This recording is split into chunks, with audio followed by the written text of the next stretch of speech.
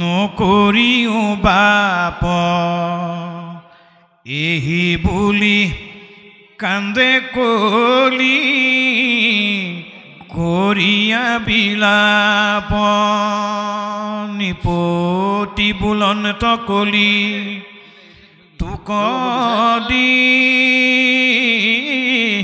অনুষ্ঠান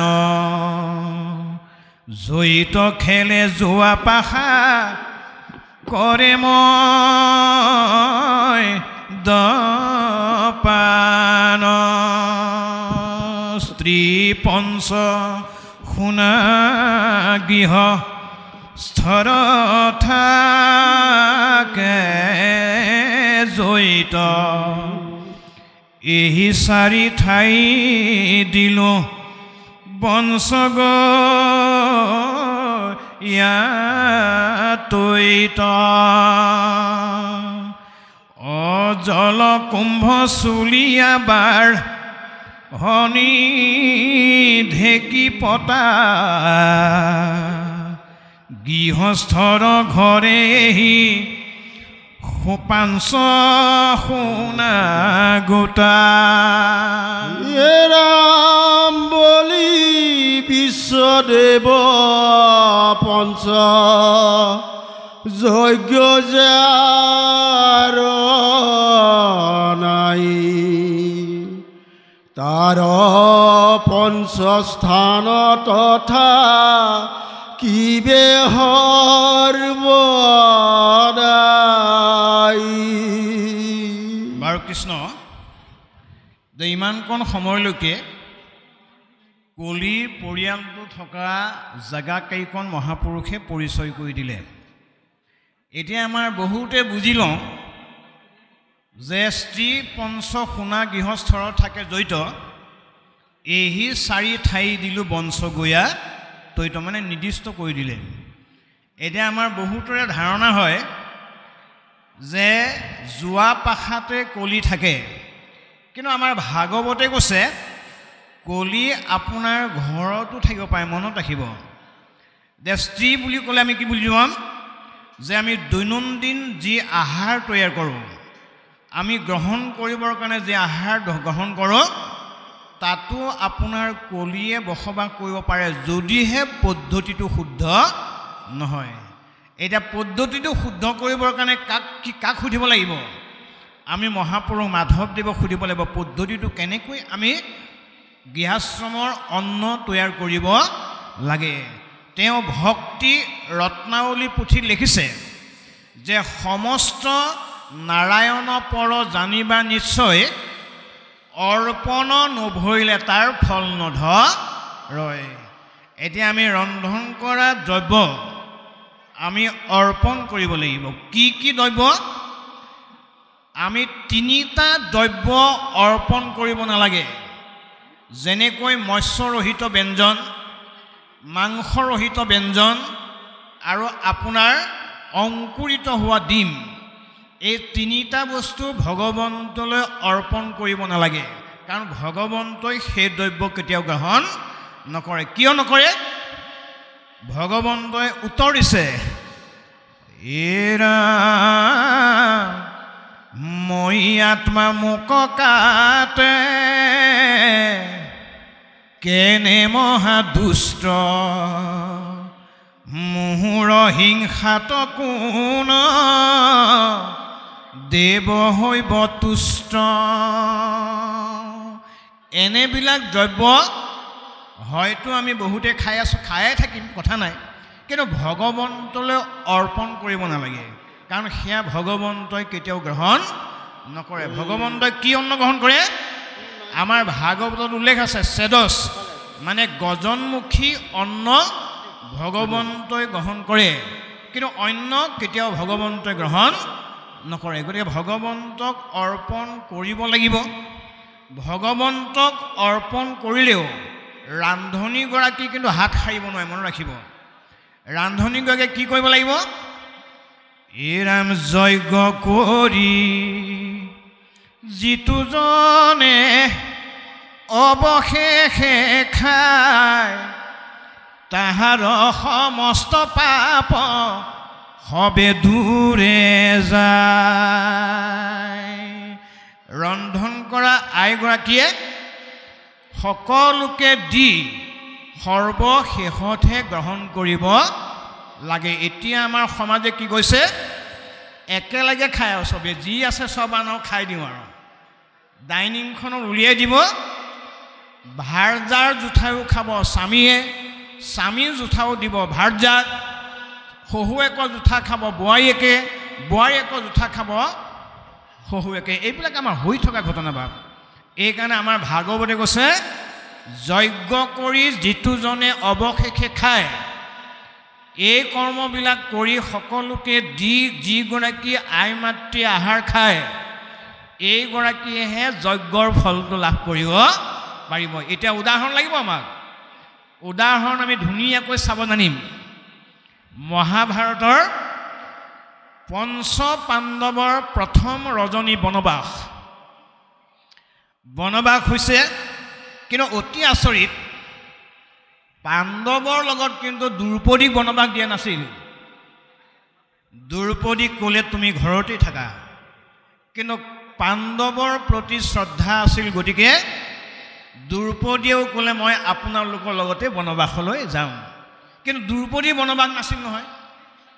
গৈ আপোনাৰ প্ৰথম ৰজনী অৰণ্যত এটা সাধাৰণ কুটিৰ বনালে। সেইটো বনবাস দেই, অজ্ঞাতবাস নহয়। আকৌ কুটিৰ বনাই অন্ন তৈয়াৰ কৰি আছে। তৈয়াৰ কৰি থাকোঁতে ভীম, দুৰ্যোধন, যুধিষ্ঠিৰ, নকুল সহদেৱক দ্ৰৌপদীয়ে ক'লে, বোপা স্বামীসকল, আহাৰ হ'ল, তোমালোকে স্নান কৰি আহাগে যোৱা। আজিৰ দৰে স্নান কৰাৰ নিয়ম নাছিল। তেওঁলোকে জান জুৰিত গৈ পেলাই স্নান কৰিব লগা হৈছিল। ভীমে ভাবিলে, আজি মই অন্ন কেনেকৈ তৈয়াৰ কৰে মনে মনে বেৰৰ ফুটা দি চাবগৈ লাগিব।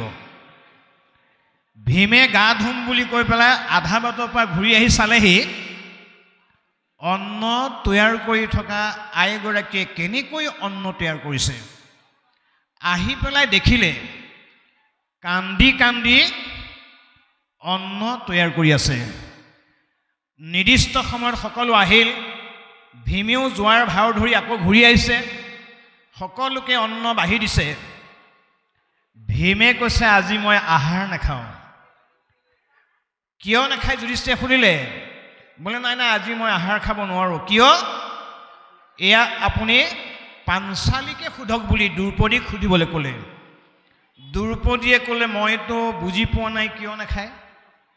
তেতিয়া ভীমে কৈছিল, তুমি কান্দি কান্দি ভাত বনাই থকাৰ কাৰণে 12 বছৰ বনবাসৰ ঠাইত হয়তো 24 বছৰ হৈ যাব পাৰে।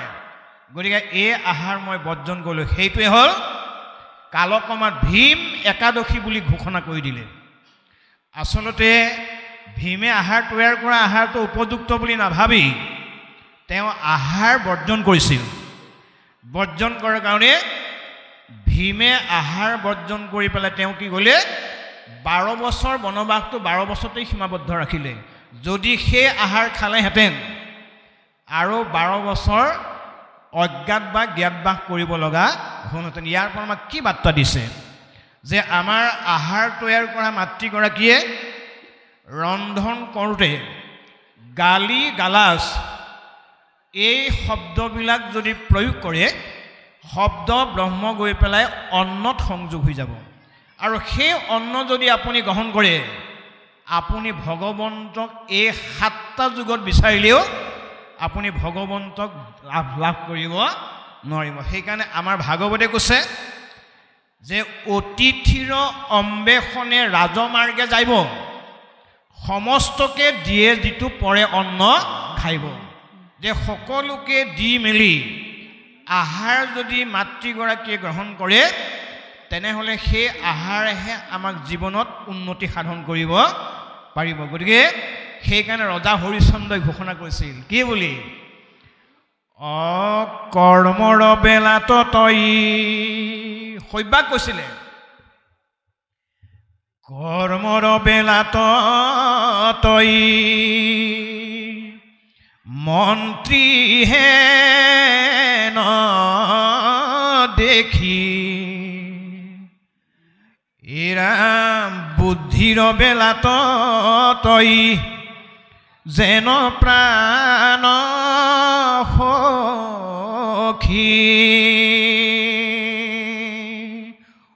অন্নৰ বেলাত তই মাতৃ যেন স্থান শয়ন বেলাত তই দাসীৰ সমান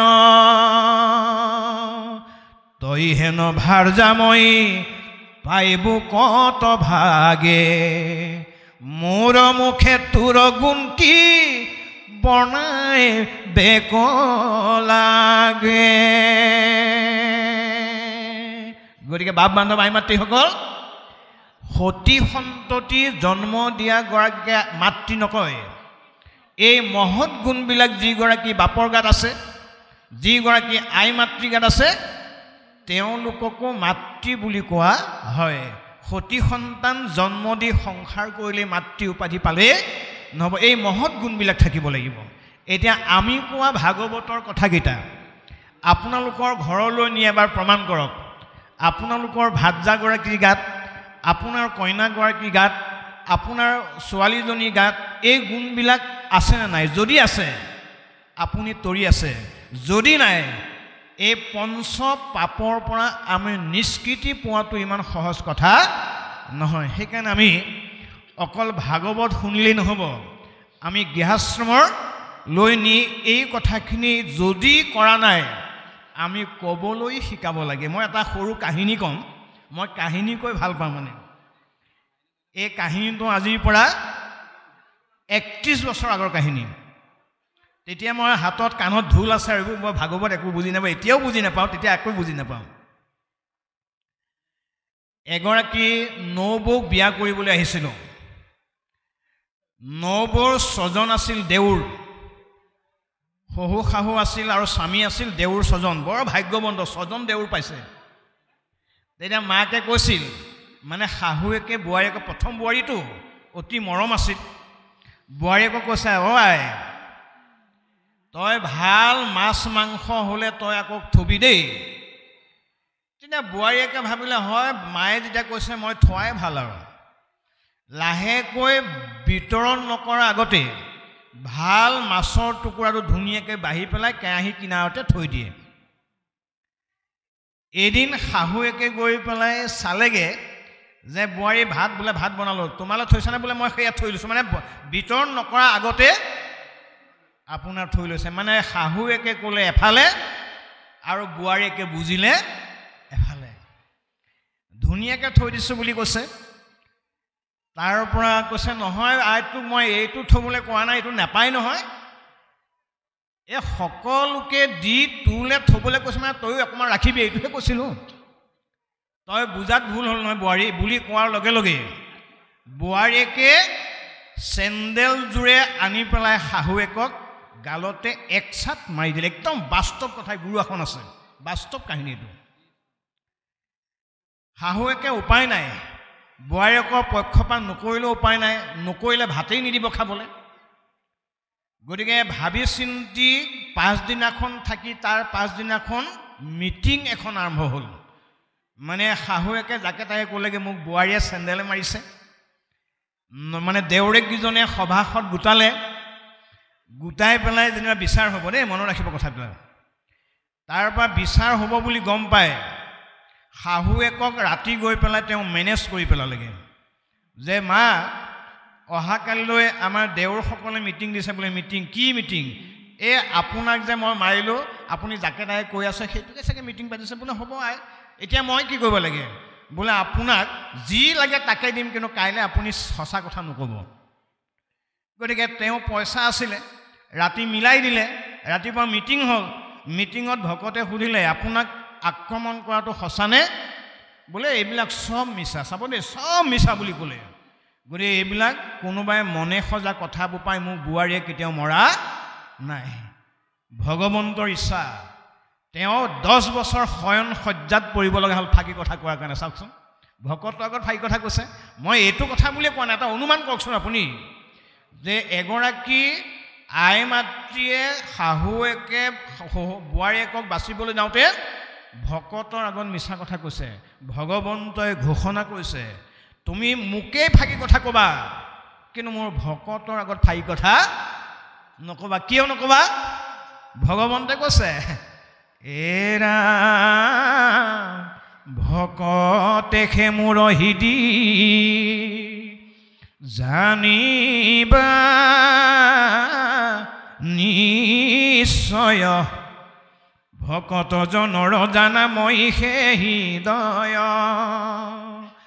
এই ভকত সমান সখী মোৰ কোন আছে, ময়ো মহাভকতৰ ফুৰু পাছে পাছে। এইকাৰণে আপোনালোকে জানি ভাল পাব, সৃষ্টিৰ কথা যেতিয়া ভগৱন্তক অৰ্জুনে সুধিছিল আপুনি কিমান জীৱ সৃষ্টি কৰিছে, তেতিয়া ভগৱন্তই 4টা শব্দ ক'লে। মই কি কি জীৱ সৃষ্টি কৰিছোঁ? উৰণ, বুৰণ, গজন, ভ্ৰমণ। 4 মুঠি জীৱ। তাকে মহাপুৰুষ মাধৱদেৱে পাই পেলাই 4 মুঠি মান কি বুলি ক'লে? অনন্ত কোটি ব্ৰহ্মাণ্ড। চাওকচোন, 4 মুঠি পানী কি ক'লে? অনন্ত বুলি কৈলে। একদম কোটি কোটি জীৱ বুলিয়ে সৃষ্টি হৈছে। এতিয়া ভগৱন্তৰ ওচৰত অৰ্জুনৰ দাবী, এই 4 মুঠি জীৱৰ ভিতৰত আপুনি কাক বেছি ভাল পায় সেইটো কওকচোন। তেতিয়া ভগৱন্তই হাঁহিছে, বোলে অৰ্জুন, মই 4 মুঠি জীৱৰ ভিতৰত 3 মুঠি জীৱক বিশ্বাস কৰোঁ, এমুঠি জীৱক কিন্তু মই বিশ্বাস নকৰোঁ। এতিয়া অৰ্জুনৰ প্ৰশ্ন, সেই মুঠি বা কোন? তেতিয়া ভগৱন্তই কৈছে, সেইটোৱে হ'ল মানুহ। মই 4 মুঠি জীৱৰ ভিতৰত বিশ্বাস নকৰা মানুহ জীৱটোৱে হ'ল মানুহ। সেইকাৰণে ভগৱন্তই কি কৰিলে? আমাৰ লগত 14জন পাৰিষদ দি পঠাই দিছে, আৰু 2জন কেৰেণী আৰু মহৰী দিছে। এজনৰ নাম চিত্ৰ, এজনৰ নাম গুপ্ত। অন্য 3 মুঠি জীৱৰ লগত কিন্তু 14জন সাক্ষী দিয়া নাই।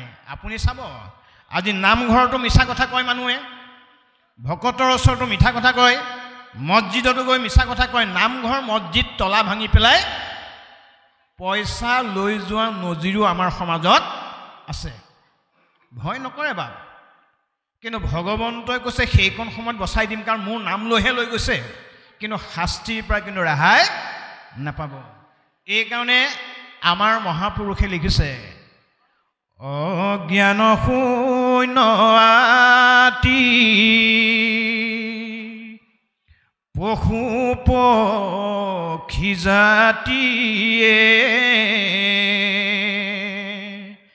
তাকো অনুগ্ৰহ কৰিয়া চাকৃপাময়,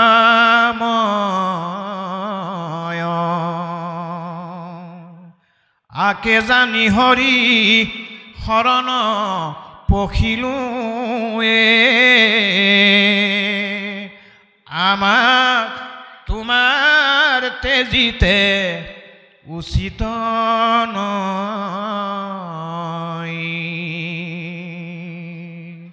উপলব্ধি চাওকচোন মহাপুৰুষ মাধৱদেৱ, যে সকলো জীৱকে ভগৱন্তই পৰিচালনা কৰে। এইটোকে জানি যদি আমি ভগৱন্তক শৰণ গ্ৰহণ কৰোঁ, ভগৱন্তই সেইজনক কেতিয়াও পাহৰি যাব নোৱাৰে। এইকাৰণে আমাৰ শৰণবিলাক কেনেকুৱা হৈছে? মহাপুৰুষ মাধৱদেৱে কৈছে, বচনে কেৱল মাত্ৰ।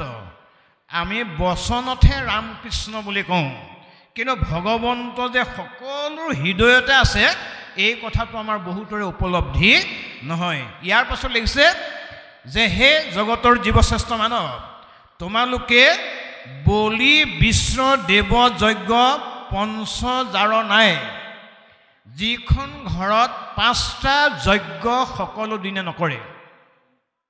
এতিয়া যজ্ঞৰ সংজ্ঞাটো কি? মুকচিত দিয়ে যিটো কৰ কৰ্ম ধৰ্ম, তাৰ নাম যজ্ঞ সখী কৈলৈতো মৰ্ম।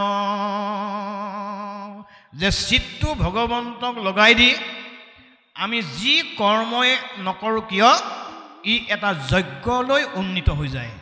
গতিকে আমি এই যজ্ঞবিলাক আমি গৃহাশ্ৰমত যেনেকৈ ধৰক ৰাতিপুৱা গা ধোৱাটো এটা যজ্ঞ হয়, ঈশ্বৰ সেৱা ধূপ ধূনা জ্বলোৱাটো এটা যজ্ঞ হয়, তাৰ পাছত আহাৰ খোৱাটো এটা যজ্ঞ হয়, তাৰ পৰা অতিথি এজনক শুশ্ৰূষা কৰাটো যজ্ঞ হয়। এনেকৈ আমাৰ নভবাকৈ যজ্ঞবিলাক হৈ থাকে। সেইকাৰণে আপোনালোকে আমি কি কৰিব লাগে,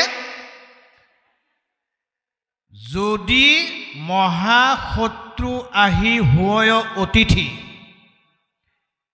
দেৱ বুলি তাহাক কৰিবা ভকতি, এৰামে পূৰ্বা পৰ দুখ গুণ নকৰি বিচাৰ, সেহি সে শাস্ত্ৰ নয় ধৰ্ম ব্যৱহাৰ। এইটো নিৰ্যজ্ঞ বুলি কয় যে যদি আপোনাৰ ঘৰলৈ এজন শত্ৰু আহিছে, শত্ৰুজনক যদি আপুনি মিষ্ঠ বাক্যৰে পালন কৰিব পৰাকৈ কথাখিনি প্ৰয়োগ কৰে, ইও এটা যজ্ঞলৈ উন্নীত হৈ যায়। আৰু তাকে যদি কৰা নাই, এৰা অতিথিক দেখি যদি চকু পকাই চাৱে, ঠাই নাই বুলি যদি হুলাহুলি কৰে, কংকব ককাকে তাৰ ঠুতে চকু কাঢ়ে, মৰু মৰু বুলি সিটো আৰ্তৰাৱেছে ৰে। এইকাৰণে এইটো হ'ল গৃহাশ্ৰমৰ মুখ্য যজ্ঞ দেই, মনত ৰাখিব যে অতিথিক সন্মান কৰা, অতিথিক দয়া কৰা, অতিথিক বাক্যৰে সন্মান জনোৱা আমাৰ প্ৰত্যেকৰ দায়িত্ব। এতিয়া আমাৰ বহুত মানুহ আছে আমাৰ গৃহাশ্ৰমত, ল'ৰা বা ছোৱালীজনী বা নাতিটোক পঠাই দিয়ে চাউল দিবলৈ। এইটো নকৰিব আপোনালোকে। অতিথি এজনক চাউলকেইটা আপুনি নিজেই দিব লাগে, পৰাপক্ষত গৃহাশ্ৰমৰ জ্যেষ্ঠসকলে দিব লাগে। দিওঁতেন যদি এষাৰ বাক্য সোধে কিমান ভাল পাব। আমাৰ বহুতে তাকে নকৰি শিশুসকলক পঠাই দিয়া, যা দি দেগে যা। এইটো তেনেকুৱা কথা নহয় দেই। অতিথি শুশ্ৰূষাৰ যদি আপুনি ভালকৈয়ে নকৰে, ভগৱন্তই কৈছে সেইখন ঘৰত মই কৃপা কেতিয়াও দিব নোৱাৰোঁ। কাৰণ সেইটো ময়ে নাছিলোঁ জানো, দৈৱৰ বশতহে আহিছোঁ মই অতিথি হৈ। মই কিয় আহিব লগা হ'ল, অৰ্জুনে সুধিলে কিয় আহিবলগীয়া হ'ল, আপুনি ভগৱন্তই উত্তৰ দিছে কি বুলি কৈছে, মই আগৰ জন্মত কি আছিলোঁ জানিছা, ধন ধান ঐশ্বৰ্য বিভূতি গৰাকীয়ে আছিলোঁ, কিন্তু যিটো ধন সাঞ্চি বিষ্ণু বৈষ্ণৱক নেদে, যিজনৰ ধন ধান ঐশ্বৰ্য থাকিও বিষ্ণু ভকতক সেৱা পূজা নকৰে, যিটো ধন সাঞ্চি বিষ্ণু বৈষ্ণৱক নেদে, গৃহাগত ভৰিলে যদি নাই বুলি খেদে, পাছত কি হ'ব বাৰু আমাৰ, অহা ধন ধন বুলি কান্দে ৰাও বান্ধি, ঘৰে ঘৰে ভিক্ষা মাগে কৃষ্ণ কৃষ্ণ বুলি। ক'ত হাৰিব? সেই পোচাকযোৰ আমাক পিন্ধাই দিব। এইটো নহ'বৰ কাৰণে আমি এই ভাগৱত শুনিব লাগে, এইটো নহ'বৰ কাৰণে আমি ধৰ্ম আচৰণ কৰিব লাগে, আৰু নহ'বৰ কাৰণে যোগে নিৰ্ণয় কৰি দিয়া নিয়মবিলাক পালন কৰিব লাগে। এই তিনিটা কাৰণ যদি আপোনালোকে বুজি পালে বা আমি বুজি পালোঁ, তেনেহ'লে আমি যাতায়ত কৰি থাকিব নালাগে আৰু অহা যোৱা কৰি থাকিব নালাগে। আৰু এইটোৱে মহাপুৰুষৰ বাণী।